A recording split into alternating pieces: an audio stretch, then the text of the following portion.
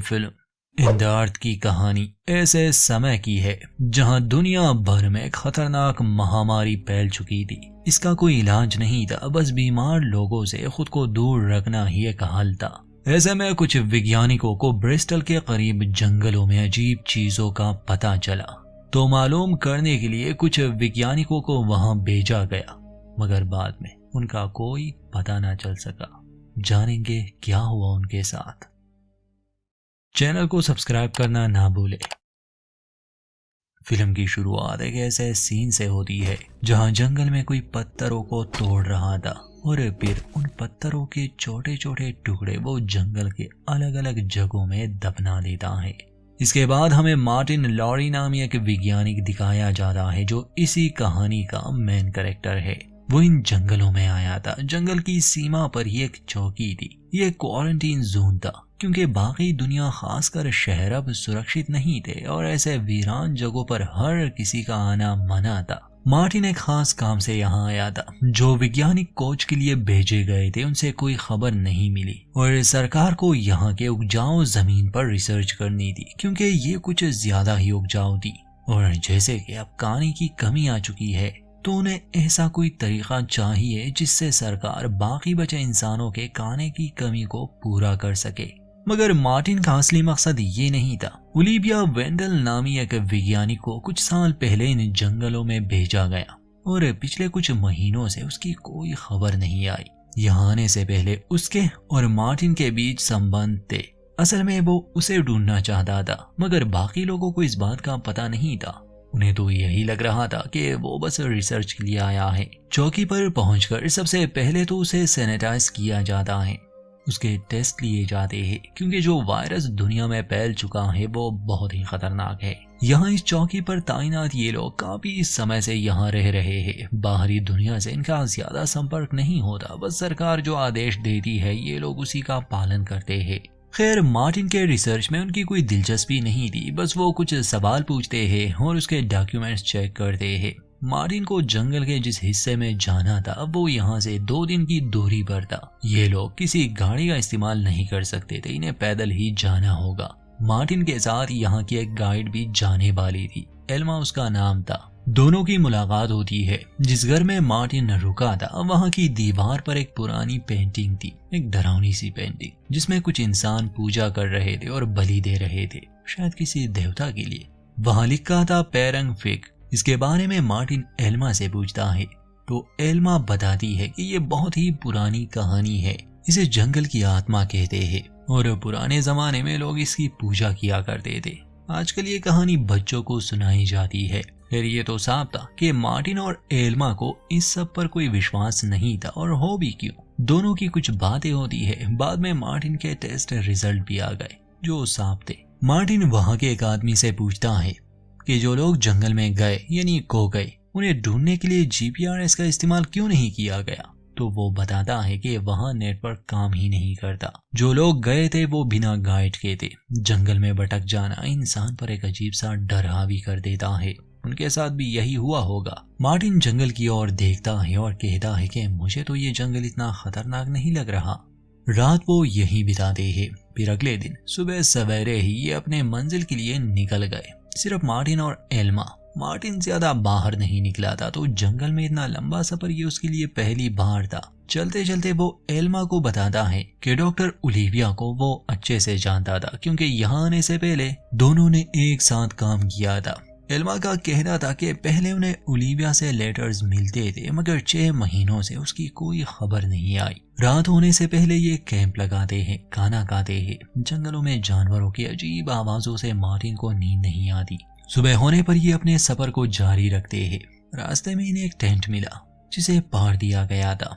Elma कहती है कि मुझे याद है यहाँ एक परिवार आया था और फिर वो लौट के नहीं आए। ये टेंट जरूर उन्हीं का होगा। ये जानकर इन्हें दुख भी होता है और डर भी लगता है कि शायद वो मर गए। खैर अब तो कुछ नहीं हो सकता, इसलिए ये लोग आगे बढ़ते हैं। अंधेरा होने से पहले ये एक बार फिर से कैंप लगाते हैं मगर रात को इन पर हमला हुआ। तेज रोशनी चमक रही थी जिससे इन्हें कुछ भी दिखाई नहीं देता। इन्हें खूब मारा पीटा जाता है और इसके बाद ये अपने होश में नहीं रहे। अगले दिन जब इन्हें होश आया तो इनके कैंप को तबाह कर दिया गया था। बहुत सा सामान गायब था, यहाँ तक कि इनके जूते भी। इसमें कोई शक नहीं कि असल में ये काम किसी इंसान का ही हो सकता है। सिर्फ इन्हें लूट लिया गया था, बाकी ये ठीक थे। अब बिना सामान और जूतों के ये आगे बढ़ते हैं, मगर चलते चलते मार्टिन का पैर जख्मी हो गया। इन्हें रुकना पड़ा। एल्मा उसके पैर को बांध देती है, उसके लिए बैसाखी की जगह एक लकड़ी ढूंढ कर देती है। ये लोग फिर से चलने लगे। कुछ आगे जाने पर इन्हें बड़ा अजीब महसूस हुआ, क्योंकि बिल्कुल खामोशी थी। किसी भी जानवर, पक्षी, यहाँ तक कि हवा की भी आवाज नहीं आती। और फिर ठीक सामने इन्हें एक आदमी दिखा। वो इनके करीब आता है। डर भी लग रहा था इन्हें, क्योंकि अब किसी पर भरोसा नहीं किया जा सकता। यह आदमी अपना नाम जैक बताता है और ये भी कहता है कि मैंने तुम लोगों को आज सुबह देखा, मगर मुझे पता था कि तुम डर जाओगे, इसलिए मैं सामने नहीं आया। मगर फिर जब मैंने तुम्हें लंगड़ाते हुए देखा तो मैं खुद को रोक नहीं पाया। मेरे पास कैंप में कुछ जूते हैं, अगर चाहो तो मैं मदद कर सकता हूँ।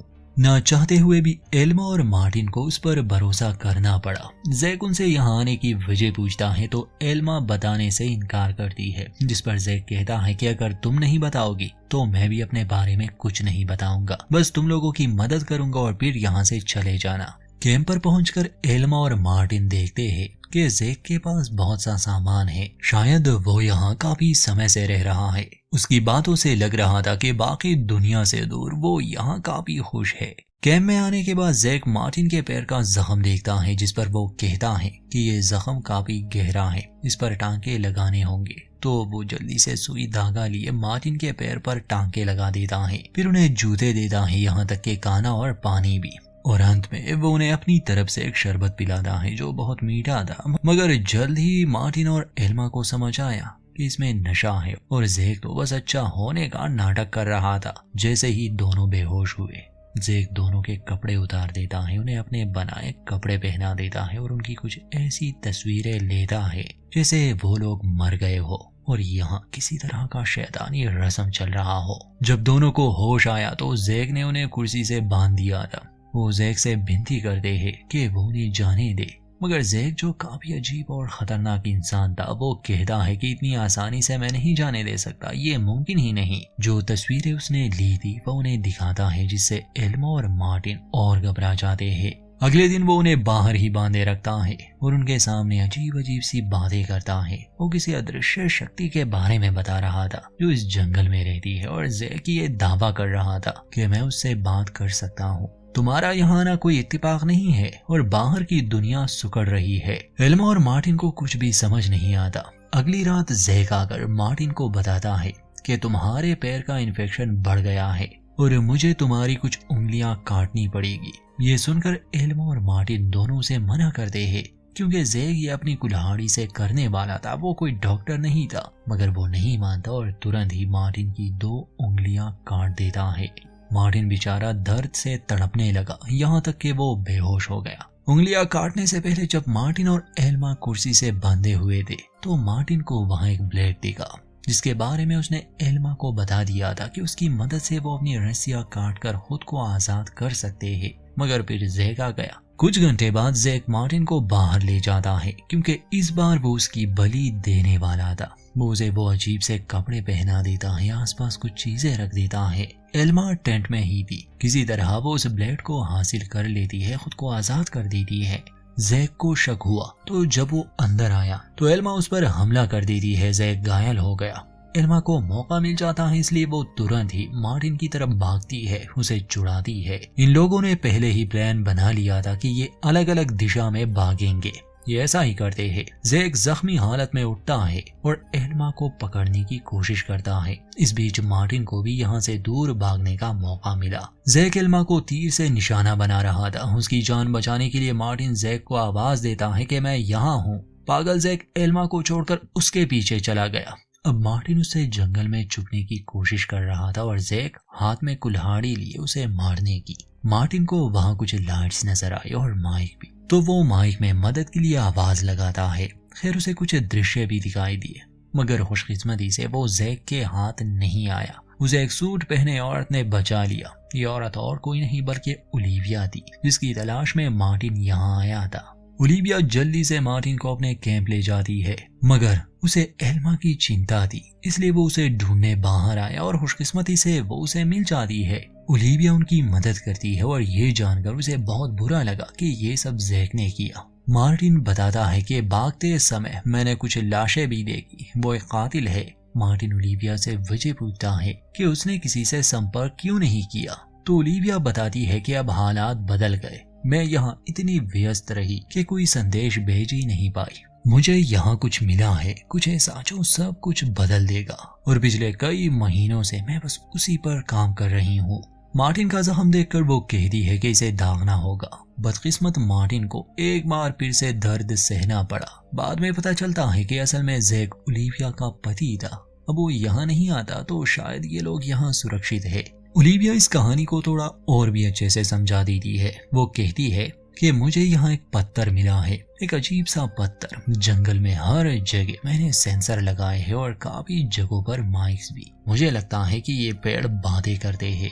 मुझे नहीं पता ये क्या है, मगर उस पत्थर में ऐसी कोई शक्ति है जो हमसे बात करना चाहती है। मैं काफी महीनों से इन आवाजों को रिकॉर्ड कर रही हूँ। ये एक अलग पैटर्न में होती है। मैंने एक भाषा भी तैयार कर ली है। वो कुछ आवाजें मार्टिन को भी सुनाती है, क्योंकि वो खुद एक वैज्ञानिक था तो समझ सकता था कि आवाजें अलग है। ये शक्ति है या क्या ये तो नहीं पता, मगर जैक और ओलिविया पूरी तरह से इसकी तरफ आकर्षित हो गए थे। ओलिविया का कहना था कि जैक भी मेरे साथ यहाँ था, हम दोनों ने ये प्रयोग शुरू किए, मगर जब हमें उस पत्थर का पता चला, आसपास हमें कुछ चिन्ह मिले, यहाँ तक कि एक प्राचीन किताब भी, और अनुवाद करने के बाद हम जान गए कि ये साइंस से परे है। इसलिए जैक ने मेरा साथ छोड़ दिया। वो जादू जैसी बातों को मानने लगा और अब वो उस शक्ति की पूजा करता है, उसे खुश करने में लगा रहता है। यही वजह है कि वो तुम्हें मारना चाहता था। असल में वो तुम्हारी बलि देने वाला था, मगर मैंने विज्ञान की मदद से जानने की कोशिश की और अब मैं बहुत करीब पहुंच गई हूँ। शायद मुझे वो जवाब मिल जाए कि आखिर ये हमसे क्या कहना चाहती है।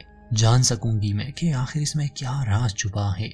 ये सारे पेड़ पौधे, हर चीज एक दूसरे से संपर्क में है, मानो जैसे कोई विशाल नेटवर्क हो।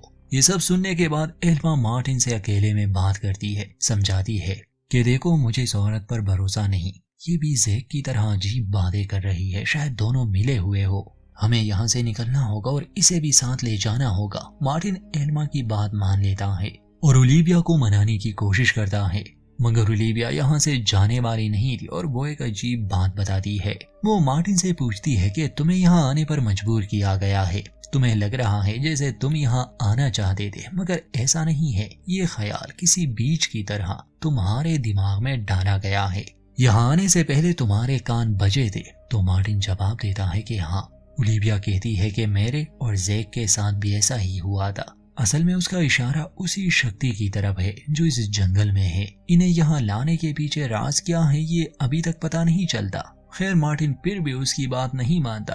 वो और एल्मा यहाँ से जाने का फैसला करते हैं, मगर इससे पहले कि दोनों यहाँ से निकल पाते, जंगल के जमीन से एक धुआं निकलता है, एक तरह की गैस जो इस कैंप के चारों ओर थी, और इसमें सांस लेना इंसान पर काफी बुरा असर करता। ओलिविया सलाह देती है कि वो अभी ना जाए, इंतजार करे, मगर बाद में दोनों ओलिविया से उसका सूट मांगते हैं। एल्मा पहले जाने वाली थी, इसलिए मार्टिन उसकी कमर पर एक रस्सी बांध देता है। अगर वो बेहोश हुई तो उसे वो वापस खींच लेगा, और ऐसा ही होता है।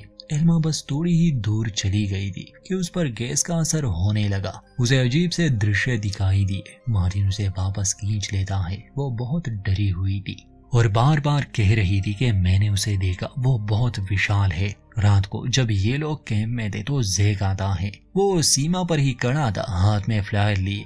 मार्टिन और एल्मा उसे देखकर घबरा जाते हैं कि ये पागल सन की फिर से उन्हें मारने की कोशिश करेगा। ओलिविया उससे बात करने गई। वापस आने पर वो बताती है कि वो बस शक्ति से बात करना चाहता है और ये सिर्फ मार्टिन की वजह से ही मुमकिन है। तो ओलिविया उसके लिए एक गाढ़ा तैयार करती है जो मार्टिन को पीना होगा। ये लोग समझ गए थे कि जैक और ओलिविया मिले हुए हैं, और मार्टिन आसानी से उसकी बात इसलिए मान गया क्योंकि वो एल्मा को मरने नहीं दे सकता था।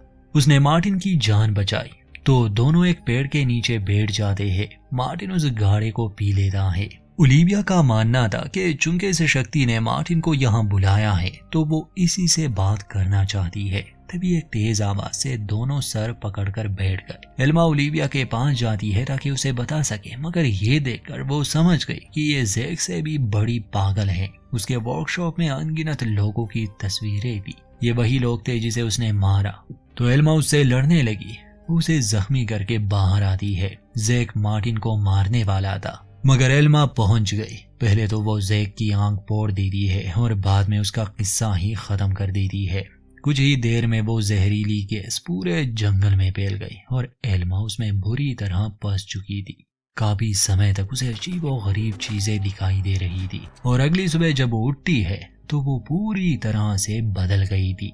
ठीक सामने ही ओलिविया खड़ी थी। शुक्रिया कहकर वो वहीं मर जाती है, मानो जैसे उससे कोई साया उतर गया हो। और अब उस शक्ति ने एल्मा को अपना शिकार बना लिया था। वो मार्टिन के पास आकर अजीब से लहजे में कहती है कि चलो तुम्हें इस जंगल से बाहर ले जाओ, और यहीं पर इस कहानी का अंत होता है।